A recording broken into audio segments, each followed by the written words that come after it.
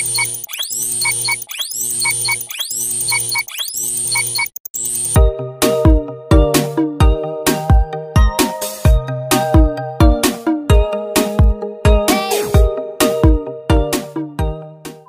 up mga katropa? Welcome back to another video. Kumusta pa kayong lahat? At pasensya na po kung ito na naman pa supot-supot ako dito sa YouTube. Almost inabot ng 3 months nung hindi ako nakapag-upload kasi medyo naging busy tayo sa ilang mga bagay. Kaya ito po. So, ngayon na uli ako nagkaroon ng free time na makapag-film. But anyways, for today's video, pag-uusapan natin yung isa sa pinaka-paborito kong pabango of all time. Kung OG ka sa channel na to, for sure alam mo na yun. Ito yung Pete Aventus. So talagang sobrang gusto ko talaga yung pabango na yun kasi lahat ng hinahanap nyo sa isang perfume is nandun na siya. Fresh, masculine, guaranteed ng compliment getter, napaka-versatile, pang all year round, at the same time, talagang gustong-gusto ng karamihan or very mass appealing talaga siya. At syempre, despite of having those pros, syempre meron siyang mga cons. Una-una na dyan is, according sa mga ibang prag heads na kakilala ko, etong mga newer version ng Pete Aventus is medyo humina na yung kanyang performance in terms of longevity sa projection. Sabi nila yun na, pero I never been try ng maka-sniff or maka-amoy ng latest version ng Pete Aventus. At yung price ng full bottle na yon, recently nung nag-check ako sa website ng Rustans, is nasa 20,400. For sure, alam ko na yung iniisip ninyo, pare-pareho tayo. Ang mahal. Mahal? Gusto nyo mura? Na nung perfume na yon. Kasi nung una ko siya na-discover, nasa 17,000 pesos pa lang siya. Actually, hindi lang. Nasa 17,000 pesos siya. Doon pa nga lang namamahalan na ako how much more pa yung umabot ng 20,000. Personally, kahit gusto ko yung pabango na yon, para sa akin, hindi na siya worth to buy. In my humble opinion. Kaya, I search for alternatives o dupes na hindi nalalayo sa amoy ng Pete Aventus. Kaya ito yung pag-uusapan natin kung gustong sumuyin yung perfume na yon at naghahanap ka ng magandang copy o magandang alternative, ito bibigyan kita. Kaya stay tuned ka lang, okay?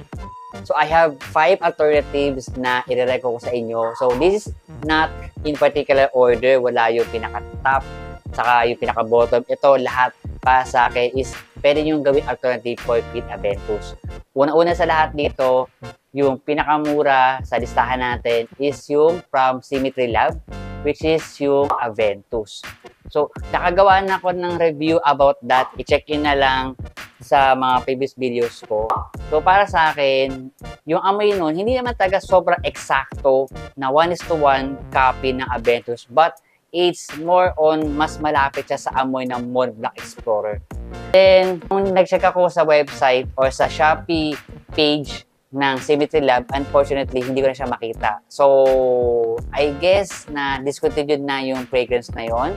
Sayang, kasi sa lahat dito, ito yung pinakamura. Kahit inspired siya, yung performance niya is hindi nalalayo sa mga clone levels. But don't worry mga katropa, kasi sa Symmetry Lab, may naman akong nakita na pwedeng ipangpalit dun sa Aventus, which is yung Pineapple Oak Moss. Sinasabi nila na yun daw ay alternative for hindi siya Hazibat. Pero nung nakasniff ako noon, mas naamoy ko sa kanya yung pagka-closest niya sa Mont Blanc Explorer, which is kapareho ng Aventus ng Symmetry Lab. Kaya, kung yung mga katropa, gusto nyo ng mas magandang inspired perfume na hindi nalalayo sa amoy ng Pete Aventus, so may go for Symmetry Lab, Pineapple Oak Moss. They have 2 variants. They have 15 ml kung tama ako, yung pinakamaliit niya, at yung 50 ml. Kaya kung sumanon ng magandang inspired, you may go for Symmetry Lab. Since sa pag-uusapan na rin natin si Mont Blanc Explorer, so ito na yung second item natin. We have here Explorer from Mont Blanc. Ayan. So, according sa ibang mga frag heads, sinasabi nila na ang inspiration ng perfume na to is yung Pete Aventus. I don't know kung totoo talaga yon. Pero since nakatry na ako ng old version ng Pete Aventus, kung ako nagkakamali, 2017 batch yung naamoy ko. Siguro percentage mga nasa 90%. Ganun sila ka-close nung Pete Aventus. But sobrang layo ng pagdating sa price. Makukuha mo to sa mga online discounters na hindi aabot ng 4,000 pesos. Compare naman sa 20,000 ng Kit Aventus, marami nila akong kakilala na gumagamit nito. Ginagamit din nila to kapag nag-gym sila. So, ibig sabihin, may mga iba na kapag nahalo sa pawis to, mas nagpe-perform siya. Siguro nakadepende lang talaga to sa Synth Chemistry. Pwedeng sa inyo mas mag-perform to kasi most of the people na gumagamit ng Moda Explorer, ang complaint nila dito is the longevity. Talagang hindi talaga tumatagal. Sa akin, mga nasa 4 hours lang to eh. Then, nagre-reapply ako. Which is, I don't mind naman na mag-reapply ng perfume. Basta gusto ko yung scent, okay lang. Tsaka kahit malaki yung butter, dinadala ko talaga to.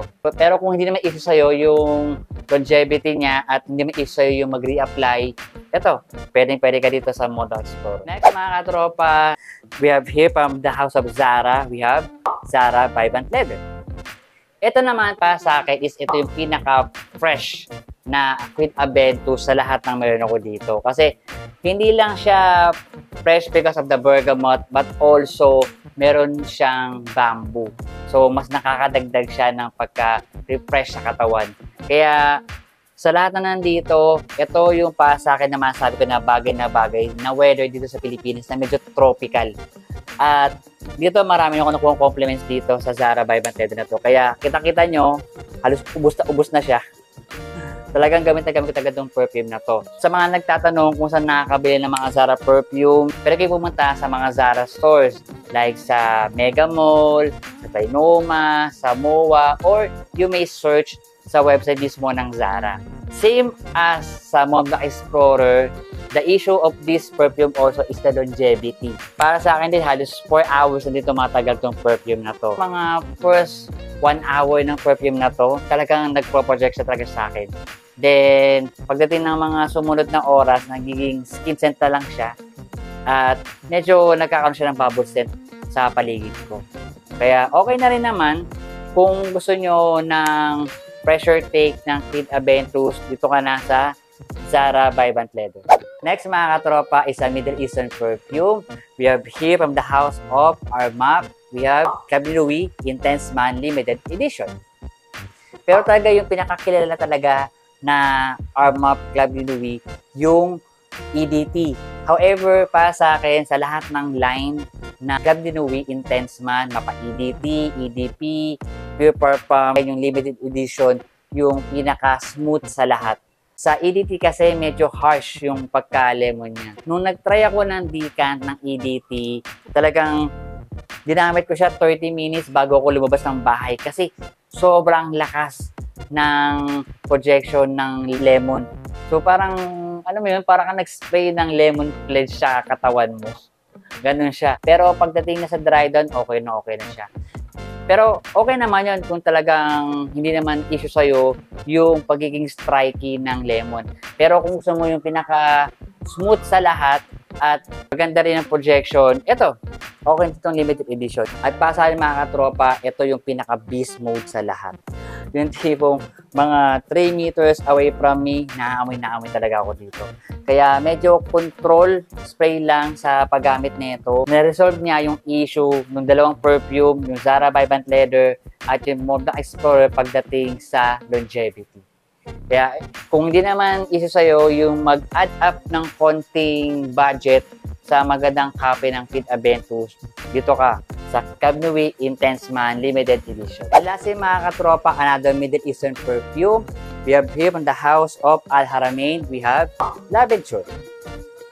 Ito naman mga katropa, it reminds me of the older version ng Kit Aventus. At nung naamoy ko to, nung wala pa akong full bottle, nung nagdikan pa lang ako, talagang hindi siya nalalayo. Pagdating sa scent, talaga halos magkalapit talaga siya. Nga lang, sa lahat ng mga nandito, para sa akin, ito yung pinakamahirap mahanap sa lahat. Kung maalala ninyo, gumawa pa ako ng isang unboxing nito kasi in-order ko pa to sa Fragrance X. So, inahabot pa siya ng almost 2 weeks. Ganun siya katagal na i-order to. At ang business nito maubos kasi marami talaga din nagsasabi na maganda yung scent netong Lavender. Though meron naman in-test version nito, kung gusto niyo yun, okay lang din lang naman yun. Pero para sa akin, since meron na akong beast mode na Club Dinuwi, dito na ako, okay na ako dito sa regular na Laventure. Kaya kung kayo is gusto nyo yung hindi nalalayo sa older formulation ng Creed Aventus, dito ka na sa Al Haramain Laventure. So, do you have it mga katropa, yung aking mga perfume recommendations na alternative pa sa Creed Aventus. At kung ikaw mga katropa is meron ka din na alam mo na maganda rin alternative pa sa Creed Aventus, ano pa hinahanap ninyo, ilagay niyo na po yan sa comment section para makatulong din to sa mga iba pang naghahanap ng magandang alternative pa sa Creed Aventus. Okay? So, yun lang mga katropa at maraming salamat sa pagtambay. Umabot ka hanggang dito sa dulo ng video na to. At kung ito pinagustuhan po ninyo, please give this video a big thumbs up, comment, and subscribe ka na kung hindi ka pa nakapag-subscribe. And don't forget yung bell notification na katabi nito para ma-notify ka sa mga bago kong uploads. Kita po tayo sa susunod kong upload. Okay? Peace, yo.